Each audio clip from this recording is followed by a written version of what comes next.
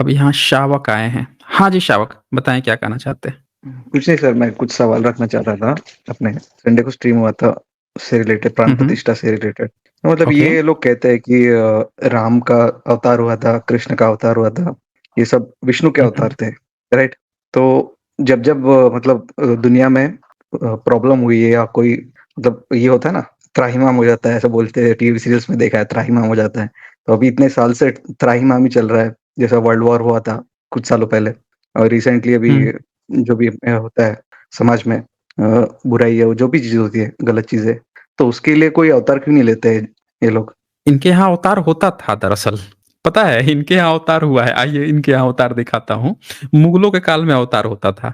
पता है कैसे? ये लिखा है इन्होंने। आइए आइए मैं दिखाता हूँ। इनके यहाँ मुगलों के यहाँ अवतार होता था। ये तो अंग्रेज़ों का मैंने दिखा दिया। ये नादिर शाह के समय का लिख लीजिए। उसी समय नादर, फारस निवासी नादिर शाह दुरानी नामक एक भारी लुटेरा देश में आया और आर्यों को मारकर देवताओं को जीतकर वह खुरज ईरान देश चला गया। आर्यों को मार दिया, देवताओं को जीत लिया, जबकि नादिर शाह तो मुगलों को मारा था।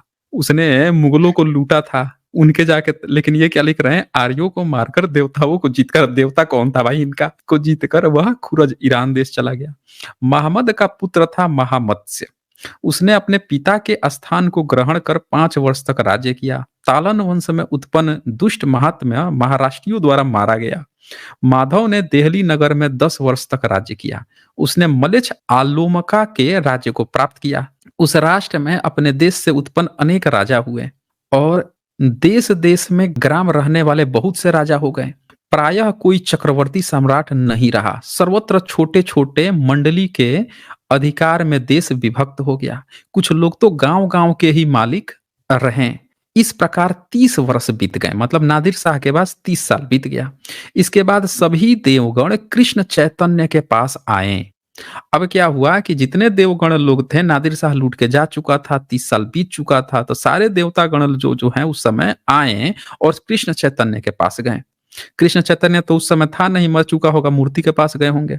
उन्होंने महितल पर उनके दुख को जानकर एक मुहूर्त के लिए ध्यानस्थ होकर, अब ध्यान लगा दिया कृष्ण चैतन्य, होकर देवताओं से कहा, पूर्व काल में बुद्धिमान राघव ने राक्षस रावण को जीतकर सुधा वृष्टि के द्वारा बानरों को जीवित कर लिया था। विकट, वृजिल, जाल, बर्निल, सिंहल, जव, सुमात्रा नाम के छोटे छोटे बानरों ने भगवान रामचंद्र से कहा कि हम लोगों को मनवांछित वर दीजिए। दशरथी राम ने अपने मनोरथ को जानकर ये सब लिख रहा है। मतलब ये सारी बातें बता रहा है किस लिए, कि इन पर अत्याचार हो रहा था। तो यहाँ पे वो क्या कहता है कि उन द्वीपों के आप लोग राजा होंगे और ये आप लोग की रानियां होंगी, और नंदिनी गौ के रुंड धड़ से जो मलेच्छ उत्पन्न होंगे वे गुरुंड कहलाएंगे, उन्हें जीतकर आप लोग श्रेष्ठ राज्य प्राप्त करेंगे। मतलब ये क्या कह रहा है भविष्य पुराण, कि जब नादिर शाह लूट के चला गया, 30 साल बीत गया, तो सारे ब्राह्मण लोग जाके कृष्ण चैतन्य से कहें, कृष्ण चैतन्य तपस्या की, देवताओं से बात की और तब एक नियम बनाया कि हम लोग अंग्रेजों को पैदा करते हैं, अंग्रेजों को भारत बुलाते हैं और उन अंग्रेजों को जीत कर फिर से हम अपना देश वापस पा लेंगे। समझ गए सावक जी?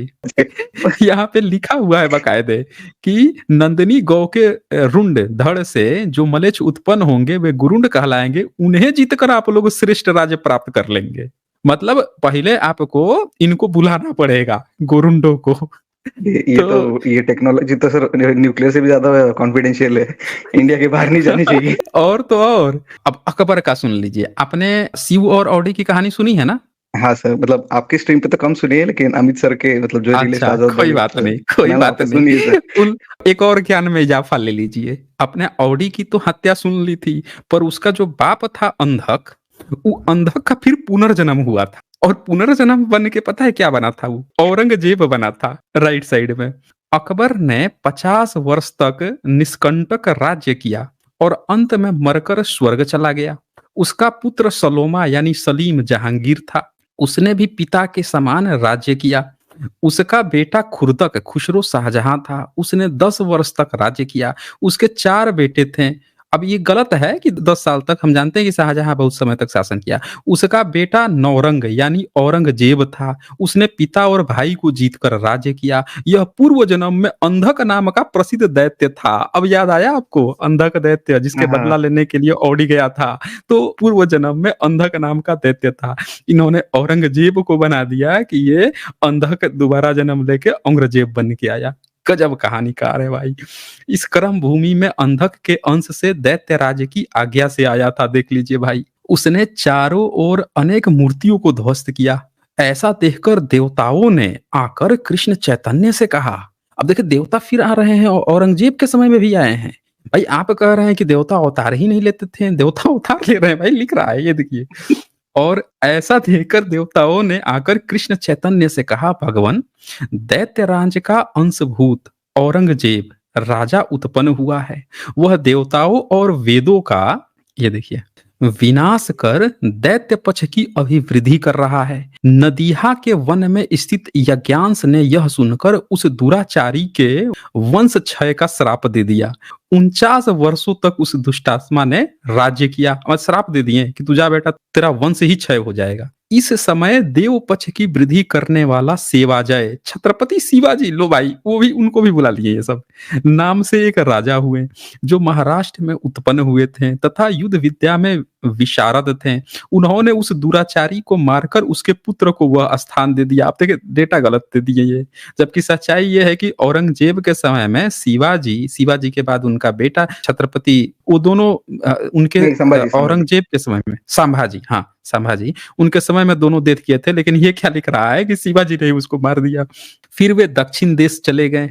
देखिए मार के या दक्षिण देश चले गए। अलोमा नाम के उसके पुत्र ने 5 वर्ष तक राज्य किया, वह भी दिवंगत हो गया। तालन के कुल में बलवान मलेच्छ फल पुरुष हुआ, उसे मुगल कुल का नाश कर 10 वर्ष तक राज्य किया। ये सब कहानियां लिखी हुई है। ये लोग देवता किसको कहते थे साथियों, देख लीजिए। इनका देवता वही है जो घटना बीत जाती है उसको अपने हिसाब से अपने फेवर में लिख के और उसी में देवता घुसेड़ देते हैं कि हमारे देवता यहाँ पे गए वहां पे गए और ये चीज किया है। इस तरह से इनके देवता का आगाज हुआ है दोस्तों। इतनी सी बात है जी।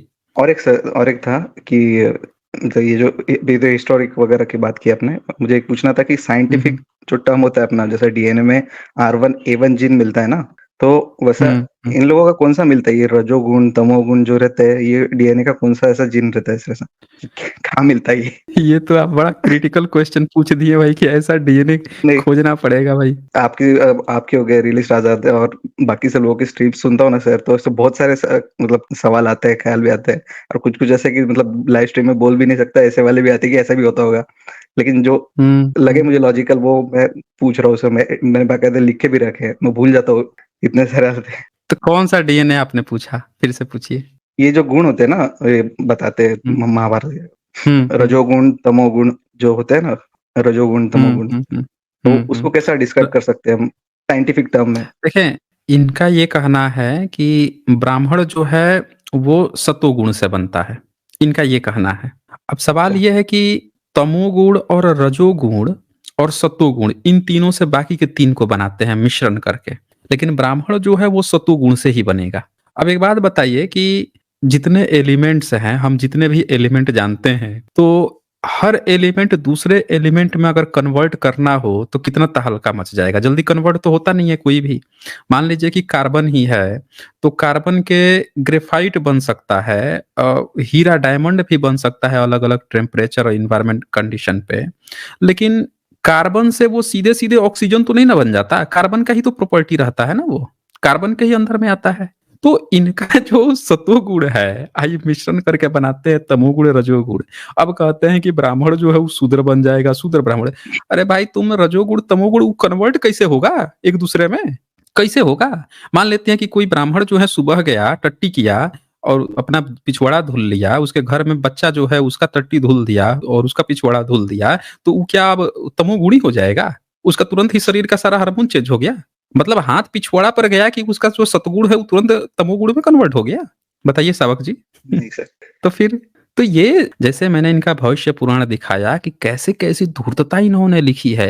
ये देवता कैसे बनाते थे, कोई घटना घट गई, उस घटना के साथ जो है कुछ भी जोड़ के अपना देवता खड़ा कर देते थे। अपनी उसमें दिखा देते थे इसमें हमारा ही इंटेलिजेंस था। ये जो घटना घटा है ना इसके पीछे भी। अब अकबर को ब्राह्मण भाई बनाए हैं, उसमें भी इन्हें अपने देवता को घुसेड़ दिए कि उसने कहा था कि भाई अगला जन्म लेके तुम इसके उसमें जाना, उसको जाना। हर चीज़ को अपने देवता से जोड़ दिए। शर्म तक नहीं आती है इन लोगों को, ऐसे बेशर्म लोग हैं ना ये चीज़ें हैं।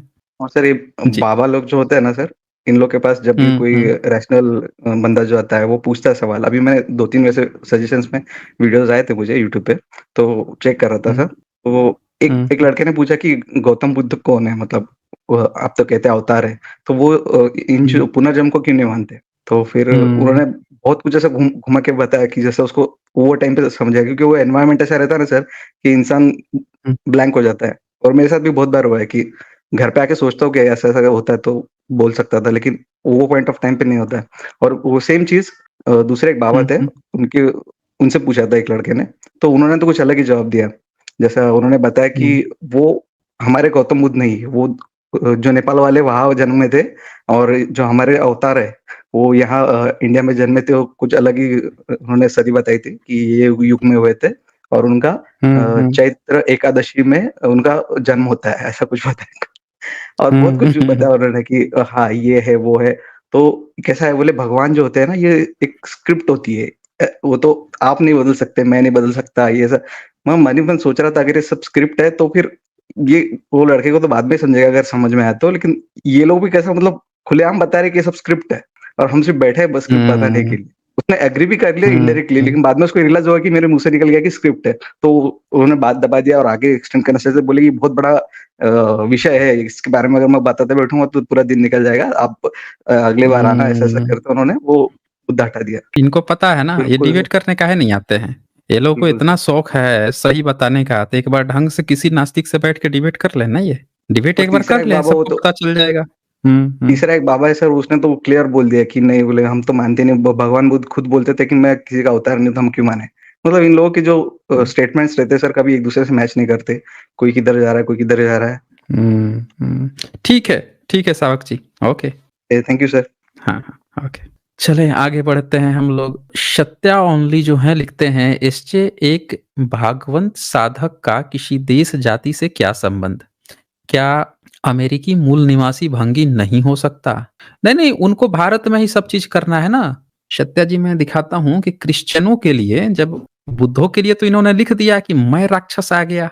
लेकिन क्रिश्चियन जो हैं उसको ये कहते थे ग्रुंड और उनको कहते थे कि बड़ा बुद्धिमती लोग हैं। ये भी लिखा है ना भविष्य पुराण में। आज देख लीजिए ना, चाटुकारिता की पूरी मैं लाइन दिखा देता हूँ। ये लीजिए।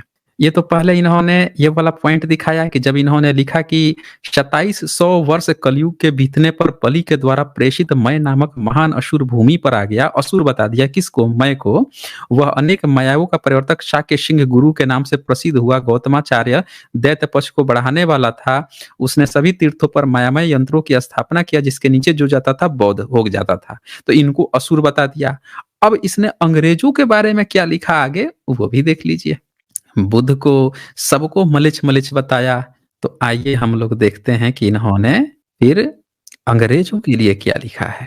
अकबर को अपना ब्राह्मण भाई बना लिया। ये तो आप सब लोग देखे ही होंगे यहाँ पे। देख लीजिए अकबर मुकुंद ब्राह्मण, उसको मुकुंद ब्राह्मण बना लिया अकबर को। बुद्धा को मलिच बता दिया मतलब असुर बता दिया, असुर और अकबर को अपना ब्राह्मण भाई बना लिया। और ये रहा, यहाँ पे देखिए, यहाँ लिखा है नंदिनी गौ के रुंड, रुंड मतलब धड़ से लिखता है से जो मलेच्छ उत्पन्न होंगे वे गुरुंड कहलाएंगे।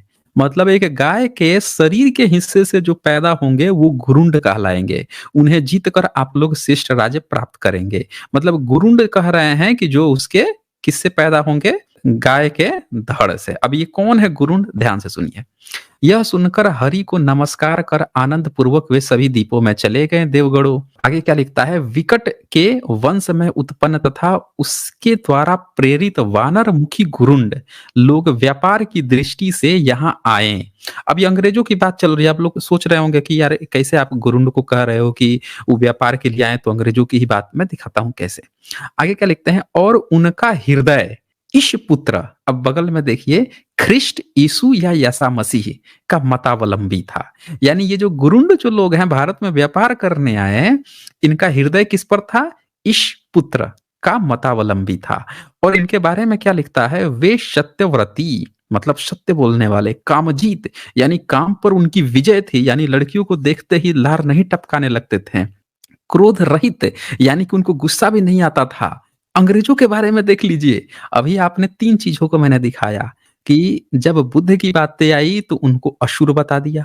अकबर की बात आई तो उसको क्या लिखा इन्होंने कि वो तो हमारा ब्राह्मण भाई मुकुंद ब्राह्मण बना लिया। और अब अंग्रेज की बात आई तो अंग्रेजों के चाटुकारिता में इन्होंने भविष्य पुराण में क्या लिखा कि उनका हृदय ईशपुत्र होगा, अब वे सत्यव्रती, सत्य बोलने वाले होंगे, कामजीत होंगे, क्रोध रहित और सूर्यपरायण हैं। आप लोग यहाँ रहकर उनका कार्य करें। यह सुनकर देवता सूर्य की आदर पूर्वक अर्चना कर कलिकत्ता में आ गए। देखिए कलकत्ता में जो है सूर्य जो है आ गए। और सुनिए आगे, पश्चिम द्वीप में विकट नाम का राजा हुआ।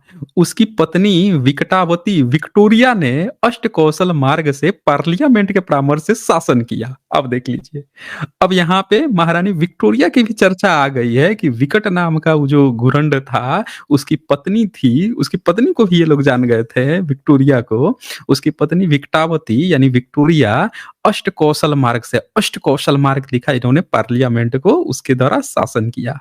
भाई हद होती है मतलब चाटुकारिता की। और सुन लीजिए, ये तो कुछ भी नहीं है, सत्या जी आप देखते जाइए, उसके वंश के 7 और गुरंड राजा हुए यानी अंग्रेज, जो 64 वर्षों तक राज्य कर नष्ट हो गए। गुरंड के 8वें राज तक न्याय पूर्वक शासन करने पर कली पक्षीय बलि दैत्य ने मूर नामक महान असुर को देव देश भेजा। अब देखें, ये वही मूर है जिसको बुद्ध के नाम पे ये अवतार कराए थे। अब क्या हुआ कि फिर से मूर को भेज दिया उसने भाई, असुर को। अब देखिए वो कैसे आता है, वह मूर वार्डिल राजा को वश में करके आर्य धर्म के विनाश के लिए तत्पर हो गया।